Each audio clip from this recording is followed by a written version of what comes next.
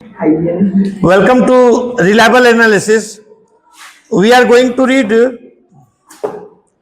a humorous poem of class 10. The heading of the poem is How to Tell Wild Animals. How to Tell Wild Animals. The poem is a humorous poem, means हंसी मजाक के मकसद से poet ने इस poem को लिखा है. The poem has been composed by Caroline Wells. Caroline Wells ने ह्यूमरस मोड में इस पोएम का कंपोजिशन किया है. पोएट का कहना है कि आप डिफरेंट वाइल्ड एनिमल्स को कैसे पहचान सकते हैं, कैसे आइडेंटिफाई कर सकते हैं. The humorous poem suggest some dangerous ways to identify or tell wild animals. Wild animals को पहचानने का काफी खतरनाक तौर तरीका पोएट ने सुझाया है, और उन खतरनाक तौर तरीकों को अपनाने का मतलब है कि जान भी जा सकती है आदमी की. इसीलिए पोएम ह्यूमरस है, मजाकिया है. तो पोएट कहता है कि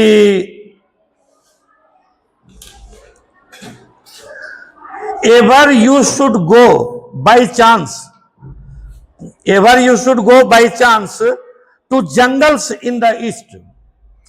यानी ईस्टर्न कंट्रीज में अगर आप बाई चांस भी जंगल में चले जाते हैं, and if there should to you advance a large and tawny beast. आप ईस्टर्न कंट्री में जाते हैं और जंगल में जाते हैं और आपके तरफ कोई बढ़ता हुआ खतरनाक जानवर दिखाई देता है, तो देखिए किस प्रकार से जानवरों को पहचानना है. पोएट सुझाव दे रहा है कि अगर आप ईस्टर्न कंट्री में जाते हैं और एक जंगल में जाते हैं, और जंगल में क्या होता है कि there should to you advance a large and tawny, यानी एक लार्ज विशाल, और टाउनी यानी भूरा रंग का, बीस्ट यानी जंगली जानवर. ही रोयर्स एट यू, और वो आपको देख करके चिघाड़े, रोयरिंग करे. He roars at you as you are dying, मतलब आपको देख करके ऐसा चिघाड़े कि उसकी रोयरिंग सुन करके, उसके चिघाड़ने की आवाज को सुन करके आपको लगे जैसे कि मर गए. अगर ऐसा महसूस होता है तो फिर आप समझ जाइए कि ये एशियन लायन है. यानी एशियन लायन को आइडेंटिफाई करने का पोएट ने एक बड़ा ही डेंजरस तरीका सुझाया है कि जंगल में जाइए, वो भी ईस्टर्न कंट्री के जंगल में जाइए, और if there should to you advance a large and tawny beast, एक बड़ा टाइप का, एक भूरा रंग का जानवर आपकी तरफ अगर बढ़ते दिखाई दे और वो आपको देख करके चिघाड़े, रोयरिंग करे, और ऐसा चिघाड़े जैसे कि आपको लगे कि अब तो मर गए, तब समझिए कि ये एशियन लायन है.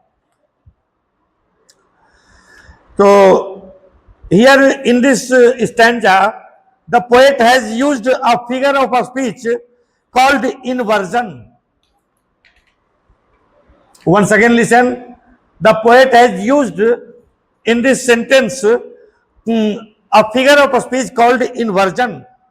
Inversion का डेफिनेशन समझिए कि inversion का तात्पर्य एक ऐसे फिगर ऑफ स्पीच से है जिसमें पोएट स्ट्रक्चर ऑफ सेंटेंस को बदल देता है. अगर पोएट स्ट्रक्चर ऑफ सेंटेंस को बदल दे, काहे के लिए, तो या तो म्यूजिकल इफेक्ट क्रिएट करने के लिए, या राइमिंग करने के लिए, यानी तुकबंदी करने के लिए, लय बनाने के लिए, या म्यूजिकल इफेक्ट पोएम में पैदा करने के लिए, अगर पोएट इंग्लिश के स्ट्रक्चर ऑफ सेंटेंस को बदल देता है तब इस फिगर ऑफ स्पीच को इन्वर्जन कहा जाता है। एक मिनट, आप अच्छी तरह से समझते हैं कि इंग्लिश में या हिंदी में स्ट्रक्चर ऑफ सेंटेंस होता है, जैसे इंग्लिश का है तो subject plus verb plus object या जो भी एग्रीमेंट इस टाइप का होगा ना। लेकिन इस स्ट्रक्चर से अगर पोएट चेंज इसको कर देता है, छेड़छाड़ कर देता है, तो आप ये नहीं कह सकते हैं कि पोएट ने गलती कर दिया, क्योंकि ये तो उसका पोएटिक लाइसेंस है, ये तो उसको अधिकार प्राप्त है छेड़छाड़ करने का। लेकिन काहे के लिए करता है पोएट? तो राइम करने के लिए, लय बनाने के लिए, दूसरा म्यूजिकल इफेक्ट क्रिएट करने के लिए, यानी पोएम को सिंगेबल, गाने के योग्य बनाने के लिए पोएट ऐसा करता है। तो इस फिगर ऑफ स्पीच को कहा जाता है इन्वर्जन। तो in the first stanza you see the poet has used and if there should to you should model auxiliary verb. तो मॉडल ऑक्सिलरी वर्ब के बाद क्या आना चाहिए? मॉडल ऑक्सिलरी वर्ब है शुड, तो उसके बाद कौन सा स्ट्रक्चर आना चाहिए था? उसके बाद प्रिंसिपल वर्ब आना चाहिए था, verb. You should go, he should take medicine, तो शुड के बाद प्रिंसिपल वर्ब का यूज होता है, लेकिन यहां पर प्रीपोजिशन लगा दिया पोएट ने। ये पोएट का पोएटिक लाइसेंस। और इसी फिगर ऑफ स्पीच को कहा जाता है इन्वर्जन। देखिए पोएट क्या लिख रहा है, if and if there should to you advance, तो शुड यहां पर मॉडल ऑक्सिलरी वर्ब है और इसके बाद प्रीपोजिशन टू का प्रयोग कर दिया है पोएट ने। यानी पोएट ने स्ट्रक्चर ऑफ सेंटेंस को चेंज कर दिया है राइमिंग करने के लिए। तो इस तरह से इस फिगर ऑफ स्पीच को कहा जाता है इन्वर्जन, जिसको आमतौर पर कहा जाता है पोएटिक लाइसेंस। किसी पोएट को, किसी ग्रेट लिटरेरी पर्सन को इंग्लिश के स्ट्रक्चर से छेड़छाड़ करके गलत लिखने का अधिकार प्राप्त होता है। हम आप लिखेंगे गलत तो उसको कोई अगर देखेगा आदमी तो कहेगा कि गलती लिखा है, लेकिन कोई पोएट है, कोई बहुत बड़ा लिटरेरी पर्सन है और वो गलती लिखा है तो उसको गलत नहीं कहा जाता है। अब उसका आप स्टडी कीजिए कि क्यों पोएट या कोई लिटरेरी पर्सन ने ऐसा क्यों लिखा है, इसके पीछे कोई रहस्य होगा, आप उसको गलत नहीं कहिए। तो यहां पर देखिए पोएट ने इंग्लिश के स्ट्रक्चर के साथ छेड़छाड़ करके जो है इन्वर्जन नामक फिगर ऑफ स्पीच का प्रयोग किया है। समझे इन्वर्जन? तो पोएट कहता है कि अगर आप ईस्टर्न कंट्री के जंगल में जाते हैं, अगर आपकी तरफ बढ़ता हुआ कोई विशाल भूरा रंग का जानवर दिखाई देता है और वो आपको देख करके चिघाड़ता है, चिल्लाता है, और इस प्रकार से चिघाड़ता और चिल्लाता है जैसे कि आपको लगे कि अब तो मर गए, तो ऐसी परिस्थिति में then you will know it's the Asian lion. तब आपको समझ में आ जाएगा कि ये एशियन लायन है। सवाल है, देखिए पोएट ने कितना ह्यूमरस वे में लिखा है पोएम को कि लायन चिघाड़ते हुए अगर हमारी तरफ आएगा जंगल में तो हमको समझ करके हम क्या करेंगे, वो तो खा ही जाएगा हमको। अरे वो तो अगले क्षण वो खा जाएगा, तो समझ करके करेंगे क्या? यही है पोएट का ये ह्यूमरस वे। अब देखिए नेक्स्ट स्टेंजा में पोएट कहता है कि और if time when roaming round a noble wild beast greets you, अगर आप ईस्टर्न कंट्री में जाते हैं जंगल में और आपको घूमता हुआ कौन मिलता है, तो नोबल, एक नोबल टाइप का, यानी एक सज्जन, जंगली जानवर में भी सज्जन। देखिए बड़ा ही हास्यास्पद बात है कि जंगली जानवर है, वाइल्ड एनिमल है, कहता है सज्जन, नोबल। तो noble wild beast greets you, आपका अभिवादन करे, जंगली जानवर आपका अभिवादन करे। जंगली जानवर अभिवादन करेगा, वो तो अटैक कर देगा ना। लेकिन पोएट क्या कर रहा है कि और if some time when roaming, जब आप घूम रहे हैं इधर उधर, a noble wild beast greets you, आपका अभिवादन करता है, और उसका लक्षण क्या है, the with black stripes on a yellow ground, यानी उसका बॉडी का बैकग्राउंड का कलर हो येलो और उस पर ब्लैक स्ट्राइप्स हो, काला रंग का धारी हो। तो just notice if he eats you, तो ध्यान दीजिएगा कि अगर वो आपको खा जाता है, तब जब अगर आपको वो खा जाता है, तब this simple rule may help you learn the Bengal tiger to discern, यानी ये आपको एक सिंपल रूल हो जाएगा फर्क पहचानने का कि ये क्या है, तो बंगाल टाइगर। जब आपको खा जाएगा जब आपको खा जाएगा वो, तब आप समझ जाइएगा, फर्क समझ जाइएगा कि ये बंगाल टाइगर है। तो it's the humorous way of identifying different wild animals by the poet. फिर से देखिए, पोएट कहता है कि अगर आपको कभी पूर्व के जंगलों में जाने का अवसर प्राप्त हो और आपकी ओर एक बड़ा भूरा जंगली जानवर बढ़ता हुआ दिखाई देता है और आपके ऊपर गरजता है, चिघाड़ता है, तो आपको लगता है जैसे कि मर रहे हैं, तो आप जान जाएंगे कि वह एशिया का शेर है, एशियन लायन है।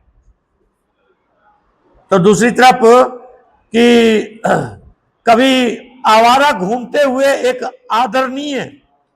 आदरणीय जंगली जानवर आपका अभिवादन करता है, आपको प्रणाम करता है, जिसकी पीली खाल पर काली धारियां हो, तो ध्यान दो कि क्या वो आपको खाता है, आपको खा जाता है वो।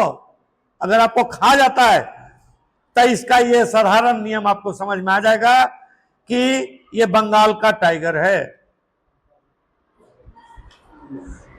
नेक्स्ट स्टेंजा में पोएट कहता है कि strolling fourth a beast you view, अगर आप एक बीस्ट को यानी जंगली जानवर को स्ट्रॉलिंग करते हुए यानी आराम से टहलते बुलते हुए, अगर आप टहलते घूमते हुए एक जंगली जानवर को देखते हैं, तो हुज हाइड यानी जिसके शरीर पर जो खाल है, हाइड कहा जाता है जानवर के स्किन को, जानवर की खाल हाइड का मतलब होता है। तो whose hide with spots is peppered, जिसके खाल के ऊपर पीपर यानी गोलकी काली मिर्च, जिसके खाल के ऊपर काली मिर्च टाइप का स्पॉट हो, धब्बा हो।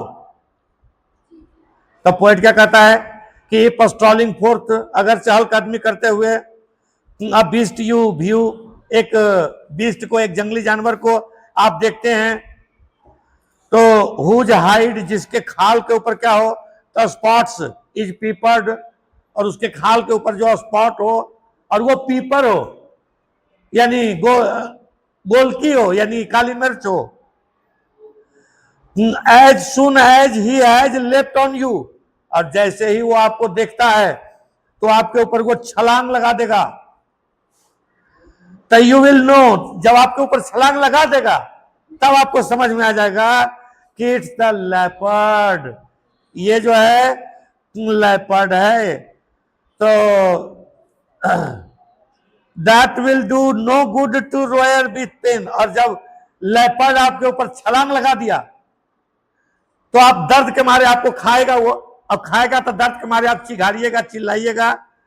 लेकिन अगर आपके चिघाड़े चिल्लाने से लेपर्ड के ऊपर कोई प्रभाव नहीं पड़ता है, बल्कि इसका रिजल्ट ये होता है कि ही ओनली लेप एंड लेप अगेन, कि बार बार वो आपके ऊपर जंप कर करके अटैक कर रहा है, तब वो समझ जाइए कि लेपर्ड है।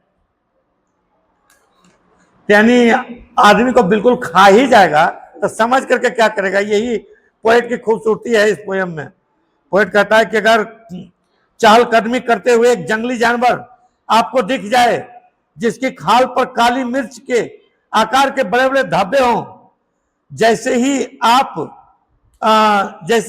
वह आप पर उछले तो आपको मालूम पड़ जाएगा कि वह लेपर्ड है यानी तेंदुआ है।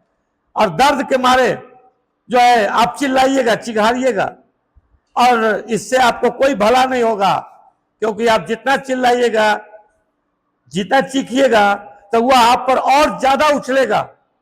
He leapt only, he only leapt again and again। तो इस तरह से वाइल्ड एनिमल्स को आइडेंटिफाई करने का बड़ा ही ह्यूमरस वे का एक्सप्लेनेशन पोएट ने किया है। अब पोएट कहता है कि if when you are walking around your yard, कि अगर आप अपने आंगन में घूम फिर रहे हैं, अगर आप अपने आंगन में yard, if when you are walking around your yard, अगर आप अपने आंगन में घूम फिर रहे हैं, you meet a creature there, और आंगन में आपको एक क्रिएचर, एक जंगली जानवर दिखाई दे दिए, who hugs you very very hard, और वो जानवर क्या करे, आपको हगिंग करना शुरू कर दे, यानी आपके गले से गला लिपटना शुरू कर दे। और वो भी कैसा, तब गला से गला कोई अच्छा प्यार से लिपटने का नहीं, बल्कि काफी हार्ड, माने गला से लिपटे की लगे जैसे कि प्राण चला गया। तो who hugs you very hard, very very hard, तो आप क्या समझिए कि be sure it's a bear, तो आप समझ जाइए कि ये भालू है। यानी भालू जो है वो हगिंग करता है, और वो भी काफी हार्ड हगिंग करता है। तो if you have any doubts, और अगर आपको कोई शक है कि ये हगिंग कर रहा है तो भालू है कि नहीं है, अगर आपको कोई शक है, तो पोएट कहता है कि I guess he will give you just one more careless. तो पोएट कहता है कि अगर आपको शक है, तो मैं गेस करता हूं, पोएट का अनुमान है कि वो फिर आपको और ज्यादा प्यार करेगा। पहले आपको हगिंग करेगा, गले से गला लिपटाएगा, लगेगा जैसे कि प्यार कर रहा है, और फिर भी आपको विश्वास नहीं हुआ कि ये भालू है, तो समझ लीजिए कि आपको और बार बार प्यार करेगा, वो पूरा प्यार से माल माल करके रख देगा, तब समझिए कि वो भालू है। तो अगर आप अपने आंगन में चलते फिरते ऐसे प्राणी से मिलें जो आपको जबरदस्त आलिंगन में ले ले, आपके साथ आलिंगन करना शुरू कर दे, तो निश्चय ही वह भालू है। अगर आपको कोई संदेह हो, तो पोएट कहता है कि मेरा ख्याल है कि वह आपको एक और प्यार भरा भरा आलिंगन आपको करेगा। नेक्स्ट स्टैंजा में पोएट कहता है कि दो to distinguish beast of prey, a novice might nonplus. कहता है beast of prey, beast of prey मतलब शिकारी जानवर जो होता है, जो जानवर शिकार करता है, जंगली जानवर जो शिकारी होता है, तो दो टू डिस्टिंग्विश, उसको डिस्टिंग्विश करना, उसको उसकी पहचान करना, कोई भी आदमी पहचान जाता है उसको। एक जंगली जानवर जो शिकारी है, उसको पहचानना बहुत आसान है, कोई भी पहचान जाता है। अगर कोई आदमी कंफ्यूज कर रहा है कि ये शिकारी जानवर है कि नहीं है, तो समझिए कि वो आदमी नौसिखिया है। नोविस, नोविस मीन्स नौसिखिया। तो पोएट कहता है कि दो to distinguish beast of prey, अगर शिकार करने वाला जो जानवर है उसको डिस्टिंग्विश करने में, उसको आइडेंटिफाई करने में, a novice might nonplus, एक नन प्लस मीन्स सरप्राइज या कंफ्यूज्ड या पजल्ड। तो एक नोविस, एक नौसिखुआ ही हतप्रभ रह सकता है, नन प्लस रह सकता है, यानी पजल्ड हो सकता है, यानी कंफ्यूज हो सकता है। अच्छा ठीक है, आगे और के पोएट क्या कहता है कि the crocodile you always may tell from the hyena दस। अच्छा, तो एक अगर हाइना है यानी एक लकड़बग्घा और एक क्रोकोडाइल, दोनों में फर्क समझना बहुत आसान है। पोएट के शब्दों में कहता है कि the crocodile you always may tell from the hyena, एक हाइना से, एक लकड़बग्घा से एक क्रोकोडाइल को आप पहचानने में गलती नहीं कीजिएगा, आप आसानी से पहचान जाइएगा। कैसे? The hyena come with merry smiles. एक हाइना जो है यानी लकड़बग्घा जो है वो मैरी यानी हैप्पी, हैप्पी स्माइल के साथ हाइना आएगा, हाइना मुस्कुराते हुए आएगा। बट इफ दे वीप, लेकिन अगर वो रोते हुए आ रहा है तो समझ जाइए कि क्रोकोडाइल है।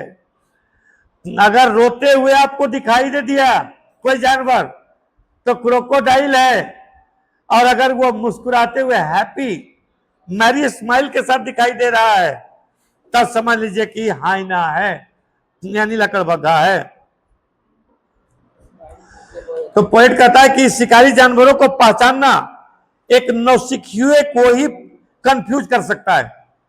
एक ट्रेंड आदमी तो तुरंत पहचान जाएगा, लेकिन हाँ अगर कोई नौसिखुआ है, नोविस है, तो वो कंफ्यूज कर सकता है। एक मगरमच्छ को लकड़बग्घे से आप इस प्रकार से पहचान सकते हैं कि लकड़बग्घा प्रसन्नता भरी मुस्कानों से भरे रहते हैं, परंतु अगर रोते हुए हैं तो वो मगरमच्छ हैं। अब पोएट कहता है कि द ट्रू कैमिलियन, कैमिलियन यानी गिरगिट, गिरगिट को रंग बदलने के लिए जाना जाता है। The true chameleon is a small, तो जो सच्चा गिरगिट है वो छोटा होता है। अ लिजार्ड सॉर्ट ऑफ थिंग, एक छिपकली की तरह का जीव होता है chameleon. A lizard sort of thing, he hasn't any years at all, तो उसको कान नहीं होता है, कैमिलियन को कान नहीं होता है। लिजार्ड की तरह, छिपकली की तरह छोटा सा जीव होता है कैमिलियन यानी गिरगिट, और उसको कान नहीं होता है। And not a single wing, उसको पंख भी नहीं होता है, लेकिन अक्सर पेड़ पौधों पर चढ़ते रहता है, पेड़ पौधों पर ही घूमता रहता है। If there is nothing on the tree, अब कैमिलियन यानी गिरगिट की पहचान कैसे कीजिएगा, उसका भी पॉइंट बतलाता है आपको तरीका, कि अगर पेड़ पर देखिए और कोई जीव नहीं दिखाई देता है तो समझ जाइए कि कैमिलियन है। अगर पेड़ पर देखे और कोई जीव नहीं दिखाई दिया तो समझ जाइए कि गिरगिट है, कैमिलियन है, क्योंकि गिरगिट अपना रंग बदलने के लिए जाना जाता है। गिरगिट सराउंडिंग के कलर में खो जाता है, जैसा सराउंडिंग का आसपास का जैसा कलर होता है वैसा ही कलर गिरगिट धारण कर लेता है। तो इस तरह से पोएट कहता है कि there is nothing on the tree तो it is the chameleon you see, तो समझ जाइए कि अगर पेड़ पर कुछ नहीं है तो कैमिलियन है। तो पोएट कहता है कि असली गिरगिट छोटा होता है, एक छिपकली की तरह, उसके कोई कान नहीं होते हैं और एक भी पंख नहीं होता है। अगर पेड़ पर कुछ नहीं है तब समझो कि आप गिरगिट को देख रहे हैं, क्योंकि गिरगिट जहां होता है वहीं के रंग में स्वयं को रंग लेता है। इस पोयम में एक फिगर ऑफ स्पीच का प्रयोग हुआ है, इसे एल्यूजन कहा जाता है। फिर से सुनिए, एल्यूजन, एल्यूजन क्या है, एल्यूजन किस फिगर ऑफ स्पीच को कहा जाता है, तो इसको समझिए कि when a poet refers to a famous person और प्लेस और स्पेसीज, अगर पोएट किसी फेमस पर्सन से किसी का कंपैरिजन करता है, किसी फेमस पर्सन को रेफर करता है, या फेमस प्लेस को रेफर करता है, या फेमस स्पीसीज को रेफर करता है, then this figure of speech is called allusion. अगर किसी चीज का एक्सप्लेनेशन करते हुए पोएट किसी फेमस पर्सन, फेमस प्लेस या फेमस स्पीसीज का जिक्र करता है तो it's a figure of speech called allusion. अब आप बतलाइए कि पोएट ने यहां पर यूज किया है एक टर्म कि you will know it's the Asian lion, you will know it's the Asian lion. Asian lion एक जाना पहचाना रिनाउंड एक स्पीसीज है, तो उसका यहां पर जिक्र किया है फेमस नामी गिरामी स्पीसीज का। तो इस कारण से ये फिगर ऑफ स्पीच एल्यूजन है। दूसरी तरफ नेक्स्ट स्टैंजा में पोएट ने यूज किया है कि बंगाल टाइगर टर्म का, बंगाल टाइगर। तो बंगाल टाइगर एक नामी गिरामी एक फेमस स्पीसीज है, और इस तरह से बंगाल टाइगर टर्म का यूज करने के पीछे पोएट का मकसद एल्यूजन का यूज करना है। तो इस तरह से इस फिगर ऑफ स्पीच को एल्यूजन कहा जाता है।